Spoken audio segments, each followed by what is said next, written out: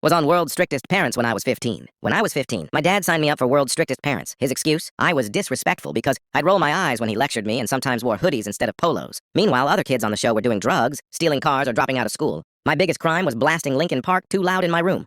The first night, the host family made me scrub their kitchen until midnight. They took my phone, my headphones, even my sketchbook, said art was a distraction from discipline. Cameras followed every move, waiting for me to crack.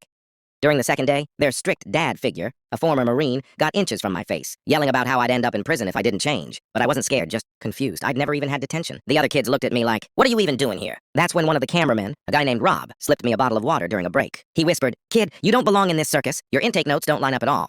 Says you get A's, do community theater, and have no record. Why'd your dad put you here?" I told him the truth. How my dad wanted me to be a perfect man. How he flipped out if I wore black, listened to rock, or drew anything darker than a smiley face. How he thought a reality show would humiliate me into manning up. Rob's face dropped. He muttered, "This isn't discipline, it's control." Later that night, during a staged confrontation for the cameras, the Marine suddenly broke character. He turned toward my dad, who was watching from behind the glass, and said, "Sir, your son isn't broken. You're just trying to break him." The producers panicked, waving their hands to cut, but it was too late. The other strict parents joined in, saying the same thing. My dad stormed out furious, screaming that I'd embarrassed him on national TV. My episode never aired. Technical issues, they claimed. But that moment gave me the courage to move in with my mom, who actually supported me.